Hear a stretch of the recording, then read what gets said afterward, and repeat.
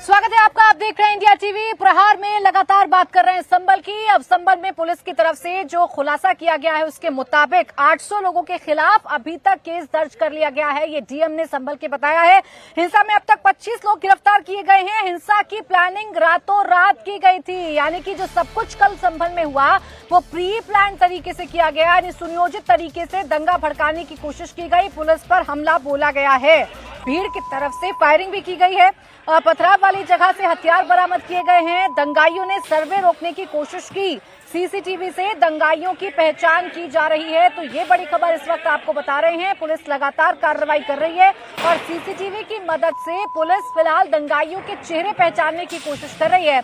अभी जो जानकारी मिल रही है उसके मुताबिक 800 लोगों का जो नाम है वो सामने आ रहा है। 800 लोगों के खिलाफ केस दर्ज कर लिया गया है। बाकी 25 लोग अभी तक हिरासत में आ चुके हैं। एफआईआर दर्ज हो चुकी है और एफआईआर में जियाउर रहमान बर्क का नाम भी सामने है, जो कि सपा के सांसद हैं संभल से। उनका नाम भी एफआईआर में सामने है। संभल हिंसा में कल की हिंसा के बाद तनाव का माहौल है। चप्पे चप्पे पर पुलिस बल की तैनाती है। शाही जामा मस्जिद की तरफ जाने वाले सभी रास्तों को बंद कर दिया गया है। बैरिकेड्स कर दिए गए हैं। इस बीच बड़ी खबर यह है कि पुलिस ने 800 लोगों के खिलाफ केस दर्ज किया है। वहीं 25 लोग अभी तक इस मामले में गिरफ्तार किए जा चुके हैं। सपा सांसद जियाउर रहमान बर्क के खिलाफ भी दंगा भड़काने का केस दर्ज हुआ है। थोड़ी देर पहले संभल के एसपी और डीएम ने प्रेस कॉन्फ्रेंस करके बताया कि संभल की हिंसा सुनियोजित तरीके से की गई थी। एक रात पहले पूरी प्लानिंग कर ली गई थी। भीड़ की तरफ से पुलिस पर फायरिंग भी की गई थी। पुलिस को पथराव वाली जगह से हथियार भी बरामद हुए हैं। तो संभल में हुए हिंसा पर एक तरफ पुलिस अपनी कार्रवाई कर रही है। 800 लोगों पर केस दर्ज कर लिया गया है। 25 लोग गिरफ्तार किए गए हैं। तो इस पूरे मामले पर सियासत भी जमकर हो रही है। संभल में हुई हिंसा पर असदुद्दीन ओवैसी ने प्रशासन पर निशाना साधा। ओवैसी ने कहा संभल में 3 लोगों का मर्डर हुआ, दोषी पुलिसकर्मियों पर सख्त एक्शन। वहां पर कोर्ट की तरफ से बगैर मस्जिद के जिम्मेदारों को कमेटी को सुने उन्होंने एक एक्स पार्टी ऑर्डर पास कर दिया, वो गलत है। दूसरा यह है कि एक बार तो आपने गलत ऑर्डर दिया, सर्वे हो गया। दूसरा सर्वे जब किया आपने किसी को इत्तला नहीं दी। तीसरी बात यह है कि पुलिस का ये काम था कि मस्जिद कमेटी को कॉन्फिडेंस में लेते या वहां की पीस कमेटी को।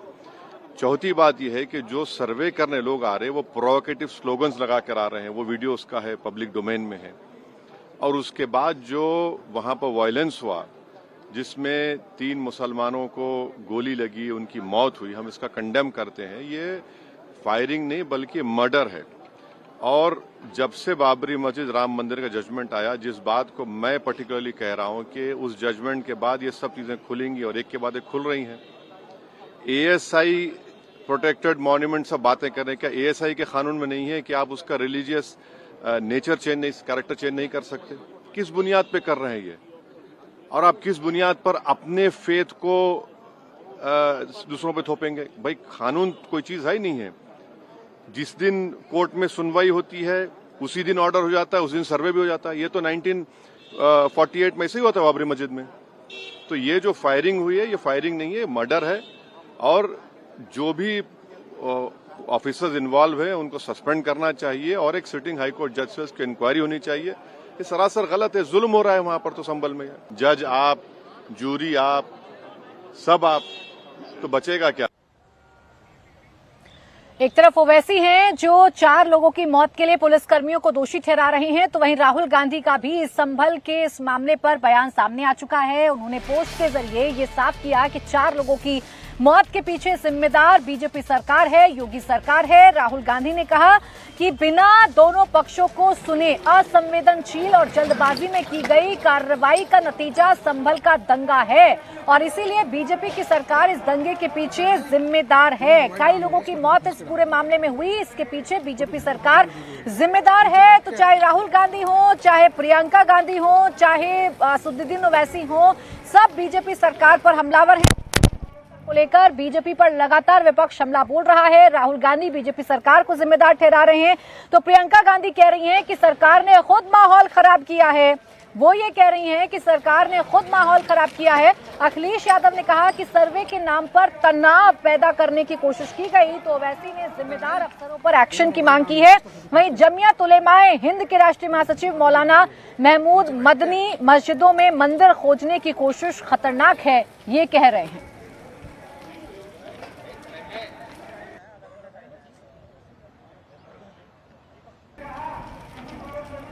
एक तरफ देखिए विपक्ष बीजेपी सरकार पर हमलावर है, तो सरकार की तरफ से भी अब इसका जवाब दिया जा रहा है। विपक्ष के इन आरोपों के बीच यूपी के डिप्टी सीएम ब्रजेश पाठक का बयान सामने आया है। ब्रजेश पाठक ने कहा कि संभल में जो हुआ वो दुखद है और इस घटना की निष्पक्ष जांच कराई जा रही है।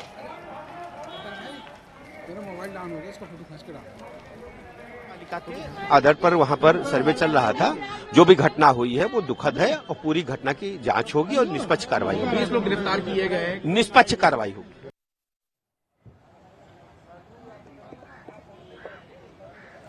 तो एक तरफ ब्रजेश पाठक ये कह रहे हैं कि किसी भी दोषी को बख्शा नहीं जाएगा, निष्पक्ष कार्रवाई कराई जाएगी। तो वहीं यूपी सरकार में मंत्री जयवीर सिंह ने भी यही कहा है कि जो भी आरोपी है उसे बख्शा नहीं जाएगा। संभल मामले में पुलिस कार्रवाई कर रही है और अब बीजेपी सरकार की तरफ से भी ये साफ किया जा रहा है कि जो भी दोषी है उसे बख्शा नहीं जाएगा। इस मामले में निष्पक्ष जांच पुलिस कर रही है। क्योंकि न्यायालय का आदेश हुआ, कोर्ट सर्वे हुआ, कोर्ट कमिश्नर सर्वे करने गए और उसके बाद कोर्ट का न्यायालय का पालन करना सबका दायित्व है। यदि किसी को उस न्यायालय के आदेश से असहमति भी है तो उसका उचित प्लेटफॉर्म है, उचित माध्यम है, वो अपनी बात न्यायालय में रख सकते हैं। लेकिन ये किसी को अधिकार नहीं है कि किसी भी न्यायालय के आदेश के खिलाफ संवैधानिक व्यवस्थाओं को तोड़ करके, कानून को तोड़ करके गुंडई, अराजकता, पत्थरबाजी करेंगे। ऐसे लोगों के साथ कड़ाई से पेश किया आया जाएगा और कठोर कार्रवाई करने का काम प्रदेश सरकार करेगी। कानून का पालन सबको करना होगा। अखिलेश जी उससे आगे बढ़ करके समाज की अशांति की बात, इस तरह की घटनाओं की बात जो कर रहे हैं, ये साफ है कि उनका वो पूरी तरह विक्षिप्त हो गए हैं, पूरी तरह अपने को असहज महसूस कर रहे हैं और ये हार उन्हें झेल नहीं पा रहे हैं, बर्दाश्त नहीं हो रही है। इस तरह से उसी का परिणाम है कि बयानबाजी, अनर्गल बयानबाजी अखिलेश जी करने का काम कर रहे हैं। तो एक तरफ संभल मामले पर जमकर सियासत हो रही है, सरकार पर दोषी होने का आरोप लगाया जा रहा है, तो सरकार कह रही है कि इस मसले पर निष्पक्ष तरीके से कार्रवाई की जाएगी। इस बीच हिंदू पक्ष का एक और बड़ा दावा इस मामले में सामने आ चुका है। याचिका दायर करने वाले महंत ऋषिराज गिरी ने कहा है कि उनके पास विक्रम संवत 987 का नक्शा है जिसमें संभल में मंदिर होने के पुख्ता सबूत उनके पास हैं। महंत ऋषिराज गिरी का कहना है कि अकबर के शासन में मंदिर तोड़कर यहां मस्जिद बनाई गई थी, इसके कई सबूत भी हैं। हिंदू याचिकाकर्ता ने कोर्ट से अपील की है कि विवादित स्थल पर नमाज अता करना बंद किया जाए और हिंदू समाज के लोगों को पूजा करने की इजाजत दी जाए। संभल में जो शाही जामा मस्जिद को लेकर पूरा विवाद हुआ, विवाद कोर्ट तक पहुंचा। कोर्ट ने सर्वे के आदेश दिए। जब दूसरी बार सर्वे हो रहा था तो उस दौरान भीड़ इकट्ठा हुई, पत्थरबाजी हुई, गोलियां चली, जिसमें मौत भी हुई और पूरा विवाद जो है वो अब लोगों के सामने आ गया। इस पूरे मामले में जो मुख्य याचिकाकर्ता हैं वो हमारे साथ हैं। इनका नाम है महंत ऋषिराज जी। ये बताइए महंत जी कि ये पूरा विवाद क्या है, आप लोगों की तरफ से भी जो याचिका डाली गई, क्या है आपकी डिमांड और क्या सबूत है आप लोगों के पास? हमारे पास जो सबूत थे वो हमने कोर्ट को उपलब्ध करा दिए। पूरा का पूरा ही मंदिर है वो, और जो भी और साक्ष्य हैं अभी वो फोटोग्राफरी में और अभी जो सर्वे हुआ है वो मिल गए हैं। उन साक्ष्यों के आधार पर जन भावनाओं की आस्था का ख्याल रखते हुए और हम लोगों ने याचिका दायर की है और जल्दी से कोई शुभ संदेश मिलेगा। जो आपकी तरफ से क्या कुछ सबूत हैं आपके पास जिन सबूतों के आधार पर आप दावा कर रहे हैं कि वो वहाँ मस्जिद से पहले मंदिर था? उसके अंदर सारे के सारे सबूत मंदिर के ही हैं।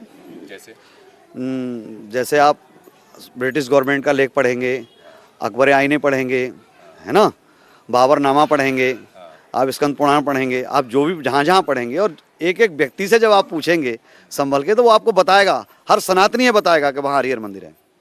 आपके पास एक नक्शा भी है, उसके आधार पर भी आप दावा कर रहे हैं, वो क्या नक्शा भी है हमारे पास? तीर्थराज संभल का ये नक्शा है और इस नक्शे के अंदर ये हरिहर मंदिर है और इसी ये हरिहर मंदिर, ये हरिहर मंदिर है। और ये हरिहर मंदिर के साथ में यहाँ पर 68 तीर्थ और 19 कूप हैं, जिसका यहाँ सब विवरण दिया गया है। ये हमारे मंदिर हैं, जगह जगह 38 तीर्थ हैं। ये हमारा मुख्य हरिहर मंदिर है और जिसका 987 में इसको जो है ये नक्शा बनाया गया है।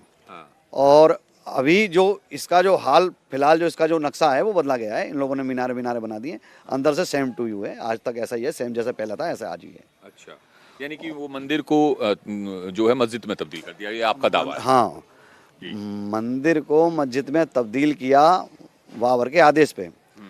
एक पानीपत वाली मस्जिद, एक अयोध्या वाली हरिहर राम जी मंदिर जो था अयोध्या वाला, उसको भी उन्होंने तोड़ा बाबर ने, पानीपत वाला भी तोड़ा और इस संभल वाला भी तोड़ा।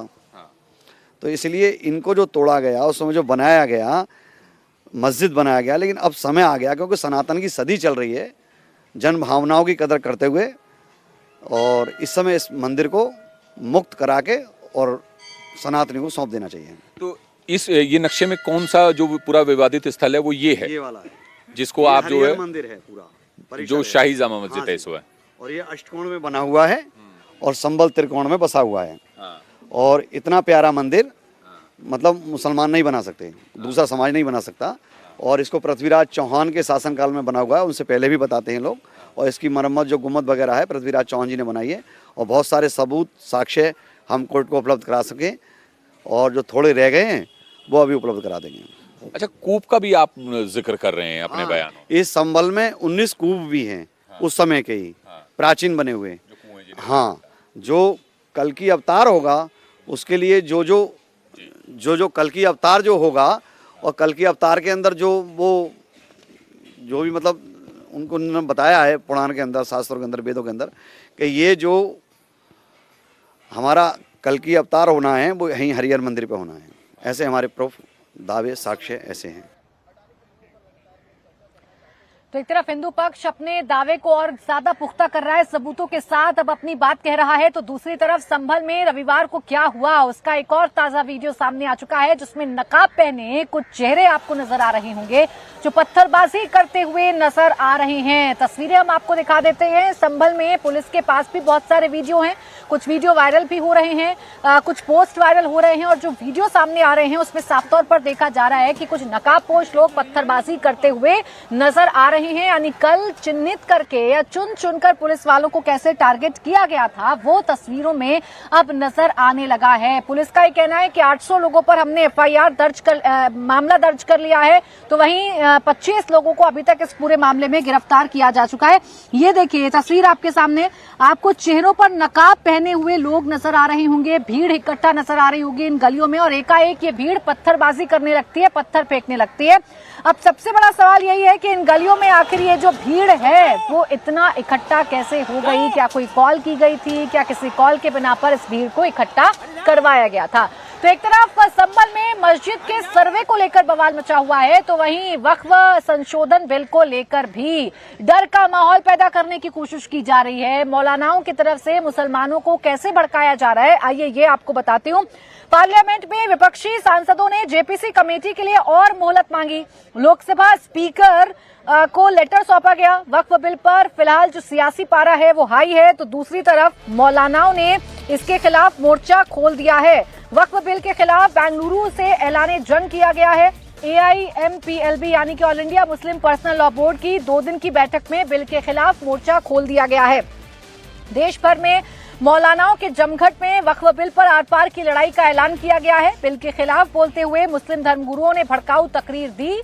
बिल के खिलाफ लोगों से सड़क पर उतरने की बात कही गई है। कल पटना में भी जमीयत ने बिल को सिरे से नकारते हुए अपने मंसूबे साफ कर दिए हैं। तो वो वक्फ संशोधन बिल जिसको लेकर जेपीसी गठित हो गई है, जेपीसी की बैठकें लगातार हो रही हैं, लेकिन इससे इतर मुस्लिम समुदाय या मुस्लिम धर्मगुरु या मुस्लिम मौलाना मुस्लिम समुदाय को ये बताने में लगे हुए हैं कि वक्फ संशोधन बिल अगर आएगा तो ये मुसलमानों के खिलाफ हो जाएगा। कैसे नफरती तकरीर पड़ी जा रही है, आपको सुनवाते हैं।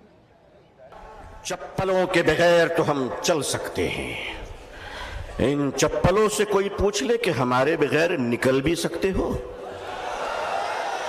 आता है निकलना, आता है चलना। ये हिंदुस्तान हमारा वतन है, इस वतन को कल भी हमने बचाया। मुश्किल ये है कि 47 में बदकिस्मती से हिंदुस्तान का बंटवारा हुआ था। 2024 में लोग दिलों का बंटवारा करना चाह रहे हैं। हम इस दिल का बंटवारा होने नहीं देंगे।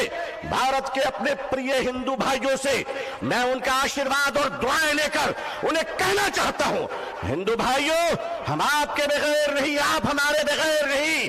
हमारे और आपके बीच में ये तीसरा कोई लैंड ब्रोकर आ गया है, जिसकी ना बीवी है ना बच्चे हैं। ये जिधर जाते हैं उधर सताते हैं।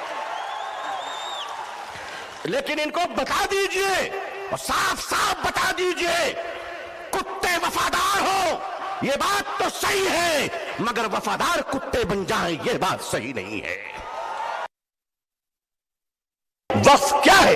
वक्फ का तहफ्फुज क्या है? ये बिलीवर्स की चैरिटी है। वक्फ की जमीनें जो हमारे पूर्वजों ने, हमारे बुजुर्गों ने, हमारे पुरखों ने, हमारे बाप दादाओं ने एक चैरिटी की थी, मानवता के लिए, इंसानियत के लिए, लोगों के खाने पीने के लिए, लोगों को जीने के लिए। आज उस जमीन पे आपकी नजर क्यों पड़ गई? हम जानते हैं महाशय क्यों पड़ी है। इसलिए कि अब राजा देश नहीं चला रहा है, अब राजा रियल एस्टेट का कारोबार कर रहा है। लेकिन माफ कीजिएगा, ये वक्फ की जमीनें आज हमारे माननीय प्रधानमंत्री जी, अल्लाह उनको लंबी उम्र अता फरमाए, अल्लाह उनको अच्छी सेहत दे, अल्लाह उनको सही सूझबूझ अता फरमाए, अल्लाह उनका घर बसा दे, आमीन। आज आप कहते हैं कि हम खत्म करके रहेंगे, ठीक है। अगर लोकतंत्र पे शक्ति तंत्र का अहंकार चलेगा तो मैं भी अपने बुजुर्गों की जूतियों में बैठकर कह देना चाहता हूं कि हजरत, अब हम अदालत के दरवाजों पे भीख नहीं मांगेंगे। अब ये कह देंगे कि अगर संसद तुम्हारी है तो सड़क हमारी है।